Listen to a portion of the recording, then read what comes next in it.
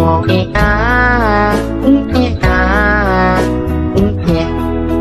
been a really, really messed up week. Some days told you, some days better. La la la, la la la. Membahas perihal kehamilan Bu Risma. Bukan tentang lingkungan baru tempat dia yang baru ini. Kepo kali lah tentang usia kandungannya Bu Risma, jenis kelamin bayinya apa, anak keberapa, dan hal-hal seputar bayi yang sedang dikandung sama Bu Risma. Hey, wassalamualaikum warahmatullahi wabarakatuh. Terima kasih sudah klik video ini. Oke, jadi di malam ini aku akan kembali lagi melanjutkan series KHW Nusantara dari provinsi terakhir di Kalimantan, yaitu Kalimantan Tengah. KHW ini adalah penutup dari KHW Nusantara edisi Pulau Kalimantan. Karena minggu depan kita akan lanjut lagi membawakan aku yang melanjutkan membawakan kan. Ulang. Karena minggu depan aku akan lanjut lagi menceritakan KHW Nusantara dari Pulau Sulawesi. Yo. Nah, setelah kemarin di KHW Kalimantan Utara aku menceritakan 2 KHW tentang teror di rumah panggung dan sebuah rahasia dari temannya kakek. Malam ini aku akan menceritakan kisah horor yang dialamin sama Wawa kita dan juga keluarganya ketika ibunya Wawa sedang hamil 8 bulan. Usut punya usut, Wak, kejadian horor tersebut berkaitan dengan sebuah rahasia besar dari tetangganya Wawa. Kemarin ada rahasia ibu, sekarang rahasia tetangga, Wak. Karena ternyata tetangga Wawa ini berhasil membuat Wawa, keluarganya, serta warga kampung tempat Wawa tinggal ini mendadak geger setelah mengetahui fakta sesungguhnya yang tersimpan selama ini dari si tetangga ini. Nah, penasaran dengan kisah selengkapnya? Jadi tanpa berlama-lama kita langsung masuk aja ke ceritanya ya. Check it out.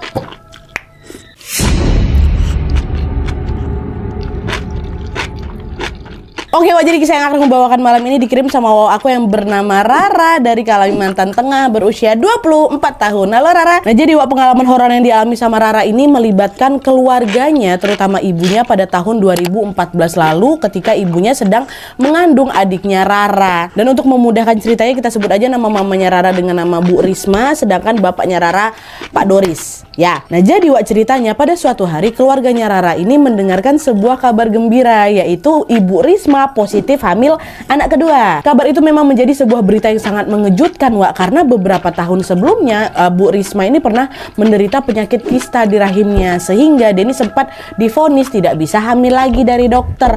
Makanya ketika Bu Risma ini dinyatakan hamil kedua kalinya ini, keluarga mereka pun langsung merayakan kabar tersebut dengan penuh sukacita. Ya, kebahagiaan mereka ini pun makin bertambah lagi karena kehamilan Ibu Risma ini berjalan dengan lancar tanpa kendala apapun. Meskipun punya riwayat penyakit, Bu Risma ini masih bisa beraktivitas seperti biasanya dengan normal, Wak. Bulan demi bulan berganti hingga tanpa terasa kehamilan Bu Risma pun sudah memasuki usia 7 bulan. Ya, ingat 7 bulan. Nah, di saat yang bersamaan ada ini, Wak, seorang tetangga yang baru saja pindah ke sebelah kiri rumahnya Rara. Dia diketahui adalah seorang wanita muda yang kita sebut aja namanya Kak Sisi.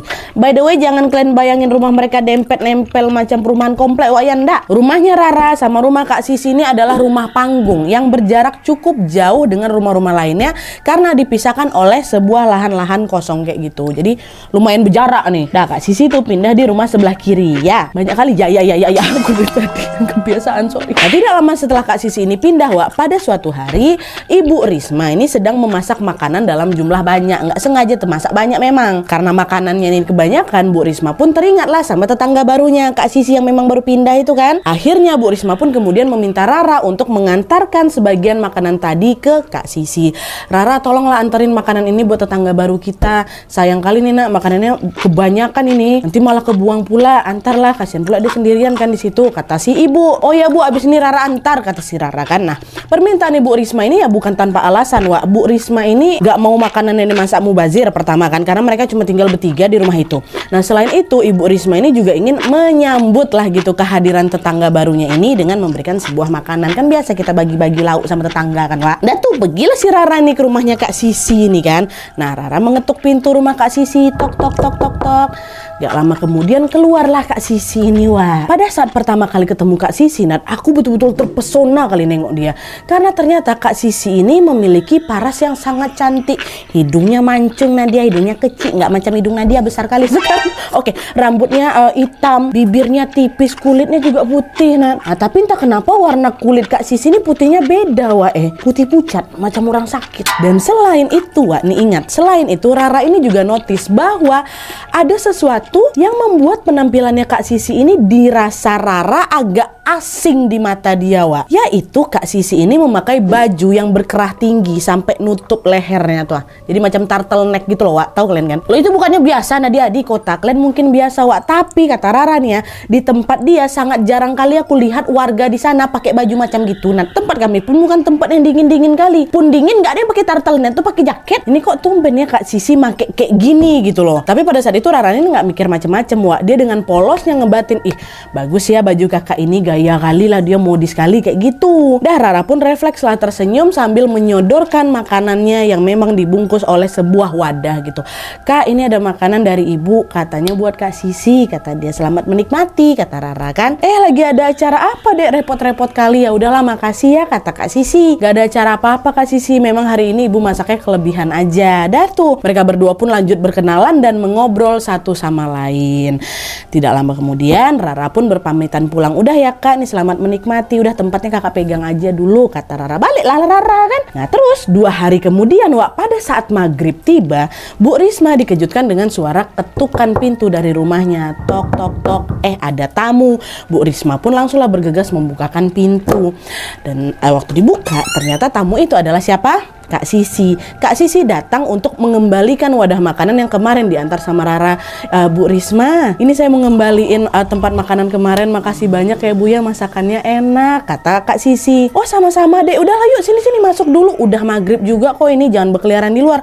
Masuk dek, kata Bu Risma. Masuklah Kak Risma ke dalam rumah kan dan di sana pun mereka berdua saling mengobrol dan berkenalan lagi satu sama lainnya secara tetangga baru lah pula ya kan. Tapi di sini nih, entah kenapa sepanjang obrolan itu terjadi, Kak Sisi ini lebih tertarik membahas perihal kehamilan Bu Risma.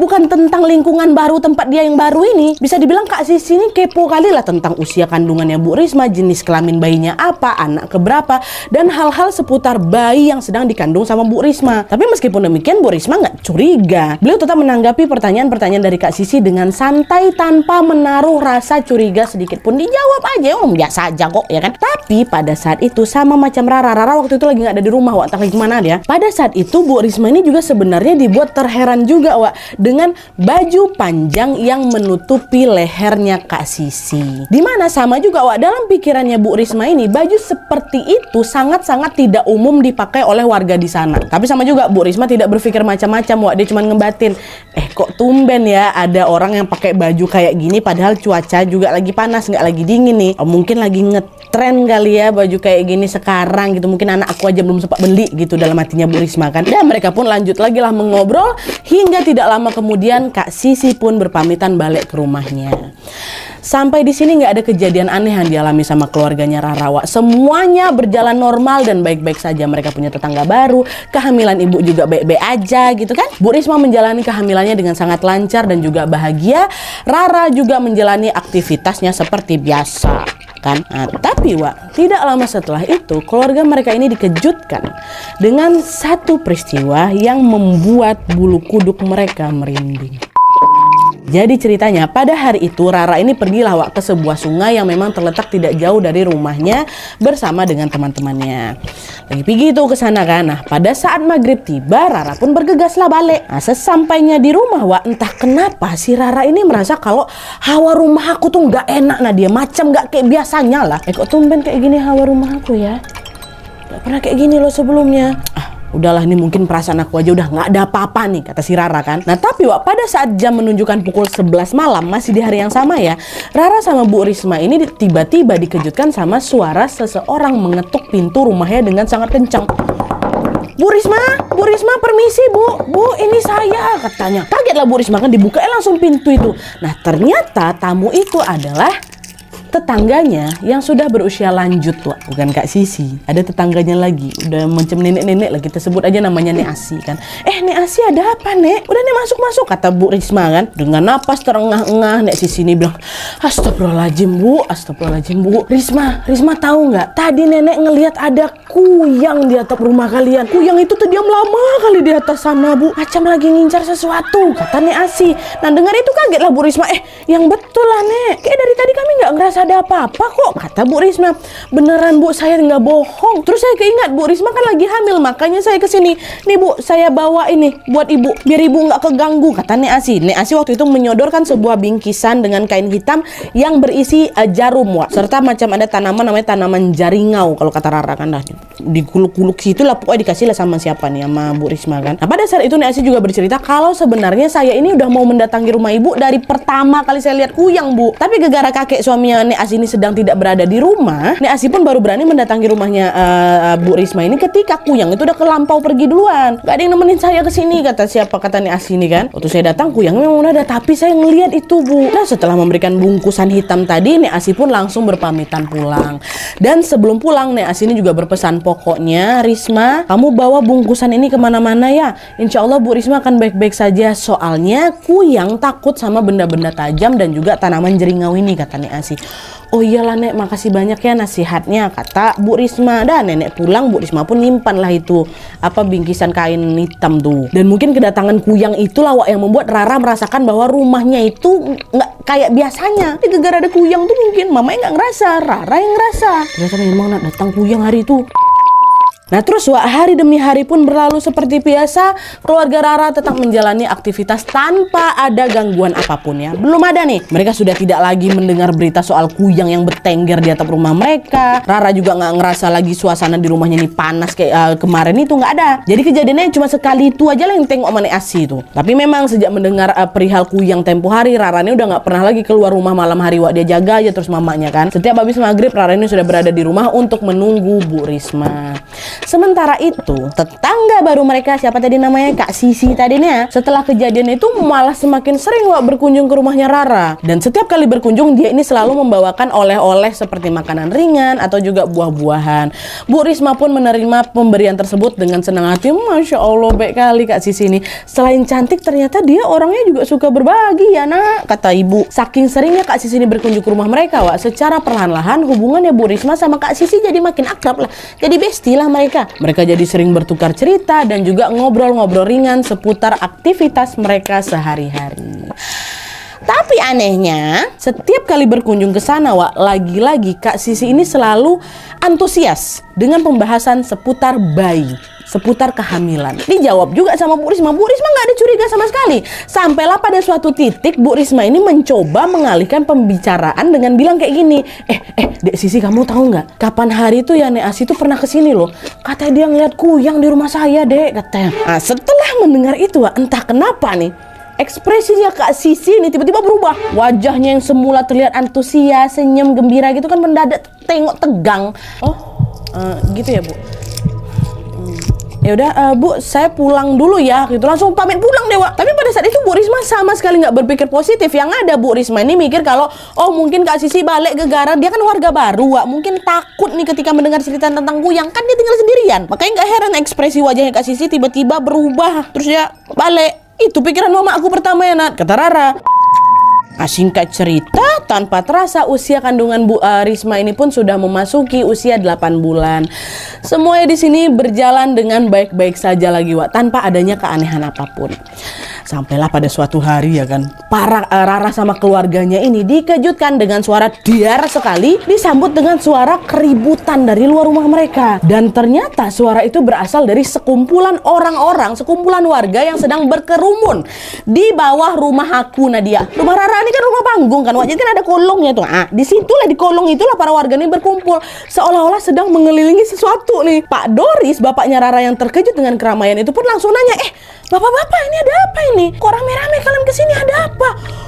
Itu Pak, katanya ada kuyang Pak. Kuyangnya ketangkap di bawah nih, kata salah satu warga. Aduh merinding aku. Yang betul lah kalian, masa sih, katanya. Mendengar Pak Doris yang gak percaya, warga pun saling bergeser, membuka kerumunan dan juga mempersilahkan Pak Doris berjalan di tengah, lalu diikuti sama Rara sama Bu Risma di belakang. Mau tengok mana betulan ada kuyang gak nih? Dan tepat di saat itulah Wak, mereka melihat ada sebuah kepala manusia lengkap dengan organ dalamnya yang sudah dalam keadaan menghitam. Bokolong. Melihat pemandangan mengerikan itu, Bu Risma mendadak lemas, mau hampir pingsan dia di tengah kerumunan. Macam mana enggak itu yang ditengok Neas yang pada saat itu juga ada di lokasi langsung gandeng tangannya Bu Risma, dia bilang, udah Bu, ayo kita masuk ke rumah. Enggak baik ibu hamil melihat makhluk mengerikan seperti ini. Bantu saya naikin Bu Risma ke atas. Nah di saat yang bersamaan Pak Doris bilang, astagfirullah, kok bisa Pak? Kenapa ada kuyang di bawah rumah kami nih? Kata Pak Doris kan. Nah terus seorang bapak-bapak yang tinggal di seberangnya rumah mereka, kita sebutnya namanya Pak Wira ya, akhirnya langsunglah bercerita kalau ternyata pada saat Pak Wira ini lagi ngerokok di jamban yang memang terletak di sebuah sungai belakang rumahnya Pak Doris, dia melihat ada sebuah cahaya berwarna orange lagi melayang-layang nih di udara. Cahaya itu tampak seperti sebuah bola api yang sangat besar, dan lama-kelamaan cahaya itu justru berhenti dan masuk ke dalam kolong rumahnya Pak Doris. Melihat ada sesuatu yang nggak beres, Pak Wira pun bergegas langsung memanggil tetangga lainnya. Untuk apa? Untuk memastikan dan mengecek benda itu bersama-sama. Bapak-bapak, ayo Pak, kita ke rumahnya Pak Doris. Tadi saya ngeliat ada bola api Pak di bawah kolong rumahnya, kata Pak Wira. Dengar ucapan itu, warga pun langsung beramai-ramai lawak menuju ke rumahnya Pak Doris nih. Tapi Nadia, kenapa Pak Wira nggak langsung ngaduin sama Pak Doris? Nah itu lawak, sebenarnya Pak Wira ini ingin sekali langsung memberitahukan Pak Doris perihal kejadian yang baru saja dia lihat itu. Tapi sesaat kemudian dia mengurungkan niatnya dan memilih untuk udahlah aku panggil aja warga terlebih dahulu. Karena Pak Wira mikir, aduh gimana ya, aku nggak enak nih kalau misalnya ngebangunin keluarga Pak Doris, apalagi istrinya lagi hamil besar, kasihan nanti kalau misalnya istirahatnya terganggu kan. Maka dia minta tolong warga nih. Dan setelah bapak-bapak lainnya berkumpul, barulah itu mereka mengecek langsung ke kolong rumah Pak Doris, dan di sanalah mereka mendapati bahwa benda bercahaya itu adalah apa? Kuyang.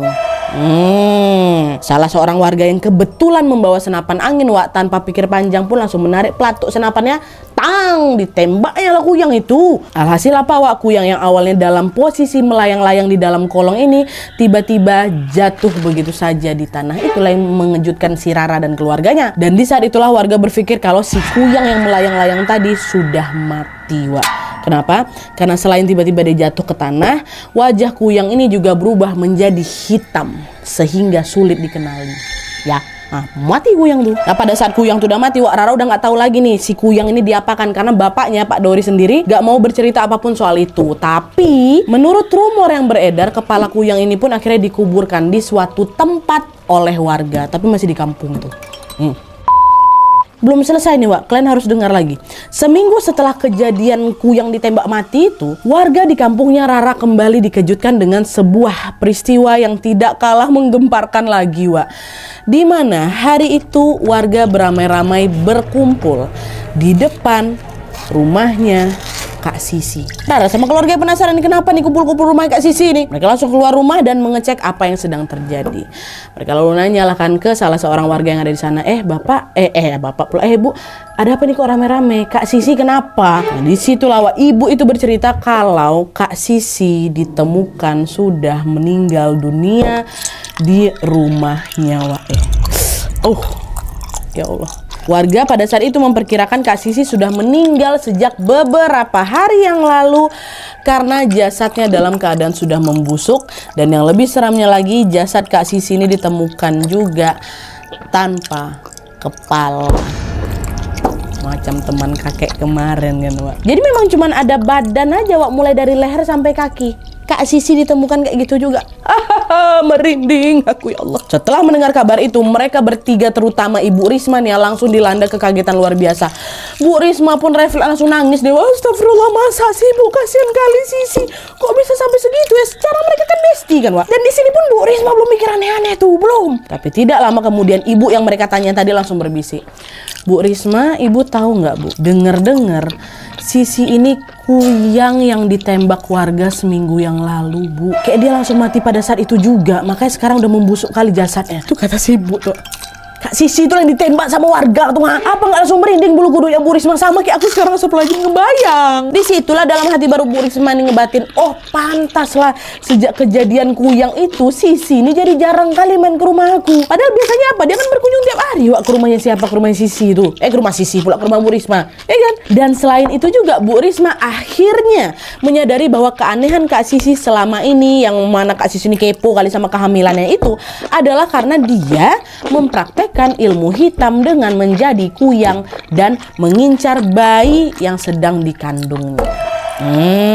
Akhirnya di titik ini warga pun mengabarkan berita kematiannya Kak Sisi kepada keluarganya yang ternyata tinggal di kampung lain, Wak. Keluarga Kak Sisi yang juga ternyata mendengar desas-desus kalau Sisi ini adalah kuyang makin terkejut lagi. Jadi ternyata keluarganya udah pernah dengar nih, keluarga kita tuh kuyang loh, pernah dengar. Tahu dia mati makin terkejut lagi. Mereka semua ini tidak percaya kalau Kak Sisi mempelajari ilmu hitam itu untuk menjadi kuyang, Wak. Karena apa? Karena pengakuan keluarganya, sehari-harinya Kak Sisi ini dikenal sebagai sosok wanita yang sangat pendiam dan juga baik hati. Begitu juga kata si Rara, nggak nampak Nadia kalau dia tuh bisa jadi kuyang tuh kau. Meskipun terpukul dengan berita di balik kematiannya, keluarga Kak Sisi pun tetap menguburkan jasadnya Sisi dengan layak. Dan nih, singkat cerita, setelah 9 tahun berlalu, tepatnya di tahun 2023 ini, warga kampung Rara pun masih terngiang-ngiang akan kejadian itu, Wak. Warga masih merasa sangat takut pada saat melewati rumah yang dulu pernah ditinggali sama Kak Sisi.